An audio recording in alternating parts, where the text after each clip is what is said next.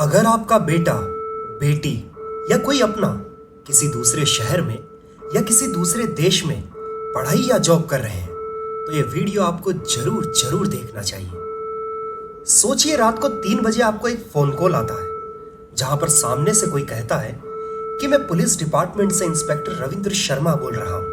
आपका बेटा rape case में पकड़ा गया है, हम उसको अरेस्ट करके पुलिस स्टेशन ले जा रहे हैं। आप यह सुनकर डर के मारे थर्राने लगते हैं। तभी सामने से फिर आवाज आती है कि अगर तुम मुझे 50,000 रुपए ट्रांसफर कर दो तो मैं ये केस चुपचाप रफा दफा कर दूंगा, वरना थोड़ी देर में यह खबर टीवी पर आने लग जाएगी। एकाएक आपको कुछ समझ नहीं आता कि इस स्थिति में किया क्या जाए और आप अफरा तफरी में पैसे भेज देते हैं और कुछ देर बाद पता चलता है कि वह तो एक फर्जी कॉल था। जब तक हमारे साथ कुछ ऐसा घटित नहीं होता है हम अक्सर ऐसी घटनाओं को मजाक में लेते रहते हैं, लेकिन याद रहे इस डिजिटल युग में नजर हटी और दुर्घटना घटी। हो सकता है आप ऐसी स्थिति को संभालना भी जानते हैं, लेकिन कई बार जब हमारे माता पिता के पास इस तरह के फोन कॉल्स जाते हैं तब आप अंदाजा भी नहीं लगा सकते कि यह एक गलत सूचना उनकी जान का खतरा तक बन सकती है। सोचिए आपको किसी फोन कॉल पर यह सूचना मिले कि मैं पुलिस डिपार्टमेंट से इंस्पेक्टर देवेंद्र सिंह बात कर रहा हूं, आपकी बेटी ड्रग्स लेती हुई पकड़ी गई है। आप सोच भी नहीं सकते कि इस पर किस किस तरह के चार्जेस लगाए जाएंगे। यह सुनकर आप घबराने लगते हैं, गिड़गिड़ाने लगते हैं और यह देखकर वो धोखेबाज आपको और डराता है। और जब उसे महसूस हो जाता है कि आप पूरी तरह से उसके जाल में फंस चुके हैं, तब वो आपको गूगल पे या फोन पे पर पैसे देने के लिए उकसाता है और ऐसा नहीं करने पर आपकी बेटी की जिंदगी बर्बाद हो जाएगी। इस तरह की कहानियां सुनाता है और आप डर के मारे पैसे दे बैठते हैं। किसी फोन कॉल में ऐसा कुछ कहा जाता है कि मैं साइबर सेल से बात कर रहा हूं, आप चाइल्ड पोर्नोग्राफी देखते हुए पाए गए हो, हम आपको 48 घंटों में अरेस्ट करने आ रहे हैं। अगर तुम चाहो तो पैसे देकर इस केस से बच सकते हो। या कोई ऐसा एसएमएस जहां पर यह कहा जाए कि आपका सिम गलत कामों के लिए इस्तेमाल किया जा रहा है, अगले 24 घंटों में आपका नंबर ब्लॉक कर दिया जाएगा। ज्यादा जानकारी के लिए इस लिंक पर क्लिक करें। आपकी कहानी कुछ भी हो सकती है, लेकिन स्पैम कॉल्स के जरिए अब धोखेबाजों ने पैसे लूटने के इस नए तरीके का इजाद किया है। कबीर दास जी का 500 से भी ज्यादा साल पुराना लिखा हुआ यह दोहा हमारी इस स्थिति को शायद अच्छे से जाहिर करता है कि चलती चक्की देखकर दिया कबीरा रोए, दो पाटन के बीच में सावत बचाना कोई। यानी इस जाल से बच तो कोई नहीं पाएगा, बस आप सतर्क रहकर खुद को सुरक्षित रख सकते हैं। मैं आपसे फिर अपील करता हूं कि इस वीडियो को लास्ट तक देखें, क्योंकि मैं आपको बताऊंगा कि आप ऐसी स्थिति को कैसे पहचान सकते हैं, आप इससे कैसे बच सकते हैं और भविष्य के लिए और क्या सावधानियां रख सकते हैं। तब सबसे पहला है कि हम पहचाने कैसे कि कोई गलत कॉल हमारे नंबर पर आया है। अक्सर जो व्यक्ति आपको फोन करता है वो एक मनगढ़ंत कहानी आपको सुनाता है, फिर आपके बच्चे की चीखती चिल्लाती आवाज आपको सुनाई जाती है और उसी के साथ पुलिस का सायरन भी बजाया जाता है। यह कॉल दिन के ऐसे वक्त आपको किया जाता है जब आपका बच्चा या तो जॉब पर हो या क्लास में हो, ताकि अगर आप उससे संपर्क करने की कोशिश भी करें तो भी वो आपका फोन उठा नहीं पाए और ऐसे में आप और चिंतित हो जाते हैं। तब ऐसी स्थिति में बजाय आप घबरा के होश खो बैठे, इन बातों को सबसे पहले चेक करें। यह स्पैम कॉलर्स व्हाट्सएप के जरिए आपको फोन करते हैं और उन्होंने किसी पुलिस अफसर की फोटो भी लगा रखी होती है, जिसे देखकर हम और डर जाते हैं। लेकिन भारतीय पुलिस आपको व्हाट्सएप के जरिए फोन करके ये सब कहानियां नहीं सुनाएगी, इसीलिए आप उसी वक्त सतर्क होकर चिंता मुक्त हो सकते हैं। दूसरा, किस नंबर से फोन आया है उसकी जांच करें। अगर किसी विदेशी नंबर से फोन आ रहा है या फोन के अंक 10 से ज्यादा हैं तो यह एक फर्जी फोन कॉल है। अधिकांशतः भारत में ऐसे कॉल्स इन दिनों +92 कंट्री कोड से आ रहे हैं। तीसरा और सबसे महत्वपूर्ण, अगर आपसे फोन करके किसी भी रूप में पैसे मांगे जा रहे हैं तो कहानी कुछ भी हो, मानकर चलिए कि मामला फर्जी है। उदाहरण के तौर पर मानिए कि आप एक विक्रेता हैं, तब ये स्पैम कॉलर्स आपको फोन करके सामान खरीदने का नाटक करते हैं, फिर आपका गूगल पे नंबर मांगते हैं। अब वो आपको पैसे नहीं भेज पा रहे हैं, इसकी कहानी सुनाते हैं और बदले में आपको पैसे भेजने के लिए कहते हैं कि आप उन्हें बस 1 रुपया भेज दें। जब आप उन्हें 1 रुपया भेजते हैं तब वो आपको 10 रुपया भेज देते हैं और फिर नाटक करते हैं कि वो आपको फिर पैसे नहीं भेज पा रहे हैं। इस बार आप 1000 रुपए भेजते हैं, वो तो सामने से आपको 5,000 भेज देते हैं और फिर झूठ बोला जाता है। इस बार आप जोश जोश में 50,000 रुपए भेज देते हैं और वो गायब हो जाते हैं। इसलिए जब भी कोई आपसे पैसे मांगता है तो बस इतना ही ध्यान रखें, ये रॉन्ग नंबर है। क्या है? Wrong number. हम प्रूव कर सकता हूं कौन फिरकी ले रहा है।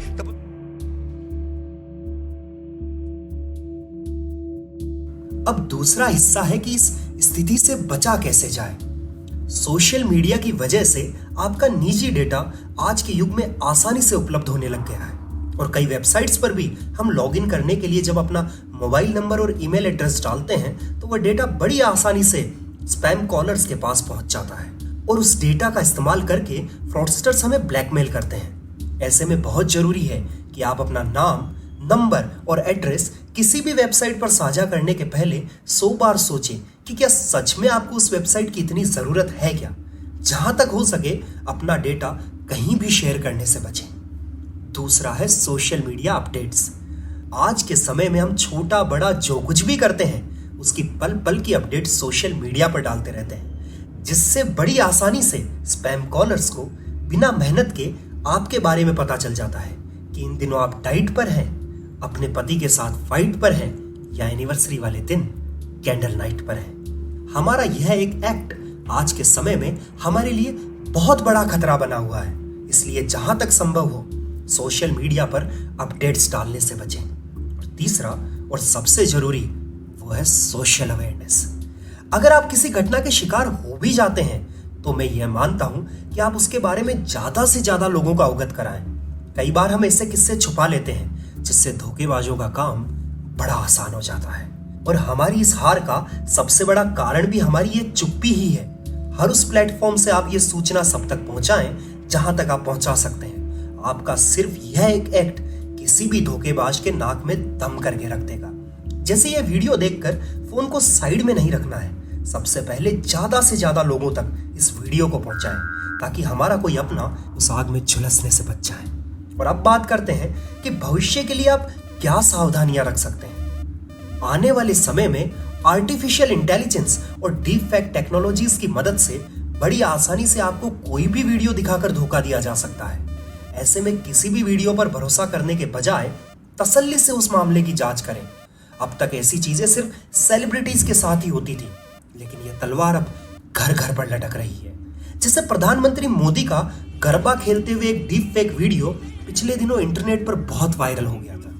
आर्टिफिशियल इंटेलिजेंस कैसे काम कर रहा है, डीप फेक क्या कर सकता है और कितना बड़ा संकट पैदा कर सकता है और उसमें जो चाहे वो बना सकते हैं जी।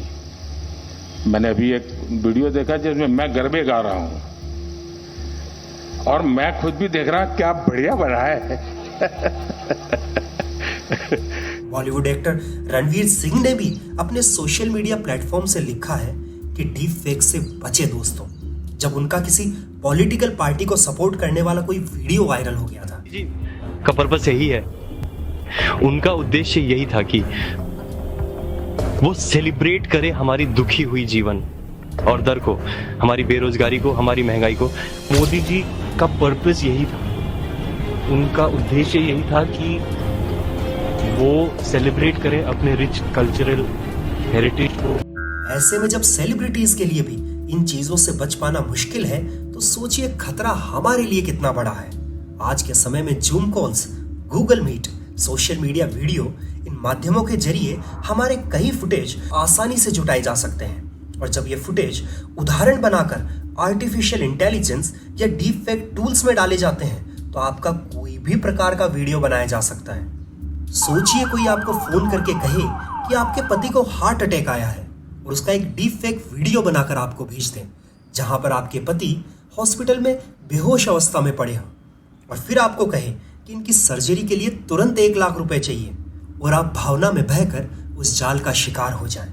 किसी के भी कहने पर गूगल पे, फोन पे पर पैसे नहीं डालें और किसी भी घटना के बारे में आपको बताया जाए तो बजाय घबराने के बाकी जानकारियां पूछें, जैसे मेरे पति अभी कहाँ हैं, वो आपको कहाँ मिले थे, आप उनको किस हॉस्पिटल में ले जा रहे हैं, आपका नाम क्या है, इत्यादि इत्यादि। अगर सामने वाला आपको जवाब देने से कतरा रहा है और उल्टा आपको और डरा रहा है तो समझ जाइए कि आपको फंसाया जा रहा है। दूसरा, आने वाले समय में संभव है कि आपके बेटे की आवाज और यहां तक कि फोन नंबर को हैक करके कोई आपको कॉल करे और कहे कि पापा जल्दी से ओटीपी बताओ, और आप अपने बच्चे की आवाज सुनकर ओटीपी बता दें और बाद में पता चले कि आपको 50,000 का चूना लग गया। आने वाले समय में मैं मानता हूं कि फोन के जरिए ओटीपी बताना भी खतरनाक साबित हो सकता है। मुझे लगता है अगर आपसे ओटीपी पूछा भी जाए तो आप उस फोन को कट करें और दोबारा अपने बच्चे के नंबर पर फोन लगाएं। अगर उसका नंबर हैक किया हुआ होगा तो फोन लगेगा ही नहीं और आप दुर्घटना का शिकार होने से बच जाएंगे। और तीसरा और सबसे जरूरी है यह पंक्ति जो मैंने कहीं पढ़ी थी कि अपने बच्चों को यह एक कार जरूर दें, और वो कार है संस्कार। आज के समय में आपको भटकाने के हजारों माध्यम दुनिया में उपलब्ध है और हर रोज नए नए तरीके इजाद हो रहे हैं। ऐसे में आपका बच्चा फर्स्ट आया या नहीं यह बाद में देखें, सबसे पहले उसे जीवन जीने के बेस्ट तरीके सिखाएं। रात रात भर मोबाइल देखना, सोशल मीडिया पर लगे रहना, ओटीटी प्लेटफॉर्म्स पर कंटेंट स्ट्रीमिंग ने दिनों दिन हमारी इच्छा शक्ति को बहुत कमजोर कर दिया है।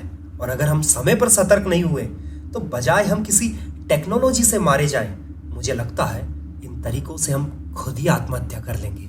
और तब ये आखिरी पंक्तियां, जलते घर को देखने वालों फूस का छप्पर आपका है, आग के पीछे तेज हवा, आगे मुकद्दर आपका है। उसके कत्ल पर मैं भी चुप था, मेरी बारी अब आई, मेरे कत्ल पर आप भी चुप हो,